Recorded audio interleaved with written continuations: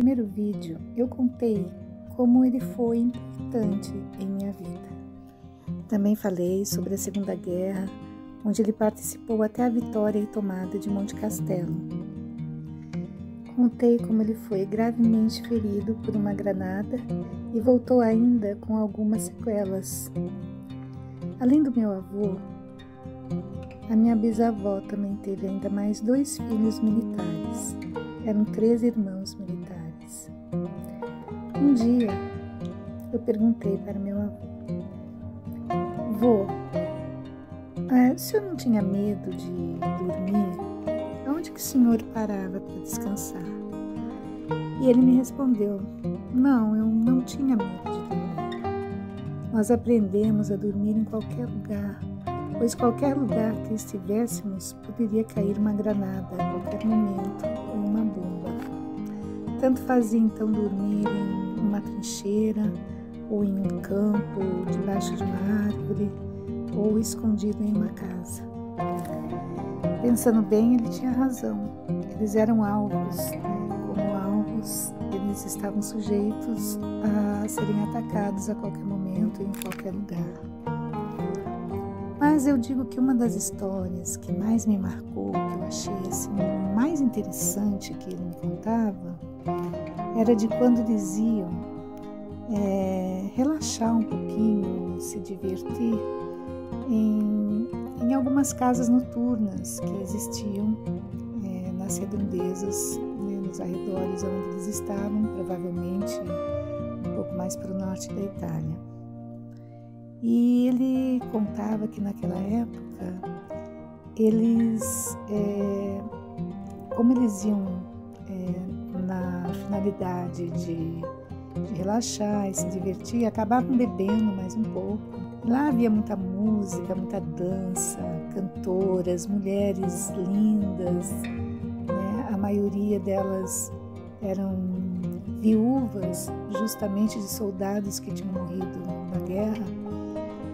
E ele dizia que depois de um tempo, eles começavam a cantar juntos com os outros, com o que seriam os inimigos deles, Então, existiam os aliados, contra o fascismo e o nazismo, que era o Brasil, o Reino Unido, na época o Reino Unido, a França, a União Soviética, contra a Alemanha, a Itália e o Japão. Mas naquele ambiente, eles acabavam se esquecendo e começavam a cantar juntos músicas que conheciam, junto com as outras mulheres, entre risadas e cânticos. Acabava que eles saíam abraçados com os inimigos, com os alemães. Eram jovens, então isso me marcou muito quando ele me contou isso. Eu falei: "Nossa, mas então quer dizer que ali vocês viviam em paz?" Ele falou que sim, que ali eles encontravam paz, eles esqueciam as diferenças. Para eles tanto fazia quem eram, o idioma, a cor da pele, a raça, a origem, a nação. Para eles ali todos eram, naquela fragilidade que eles se mostravam como seres humanos, eles esqueciam as diferenças, acabavam cantando, abraçando, chorando, rindo, tudo junto. Então isso assim me marcou muito, ele ter contado essa história.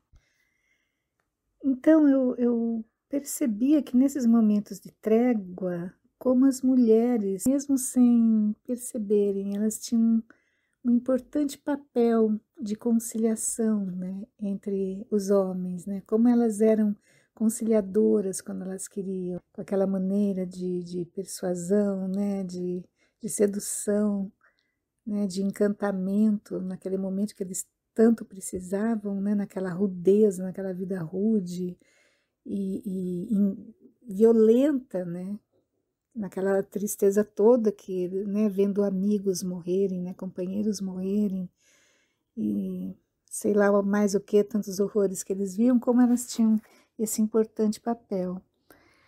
Na verdade, no Brasil, os brasileiros teve muitas baixas, entre os soldados. Muitos não voltaram para os seios de suas mulheres, muitos não voltaram para o abraço de suas mães, que desesperadas nunca mais viram seus filhos. Alguns voltaram totalmente esmagados, destruídos, física e mentalmente, pelos horrores da guerra. E eu fico pensando, né, porque hoje não se poderia repetir a paz tão almejada pelos jovens e pelo mundo todo, pelas famílias, pelos jovens e pelo mundo todo, pelas famílias, né? Aquela mesma encontrada pelos aliados e pelos inimigos naquele momento de descontração.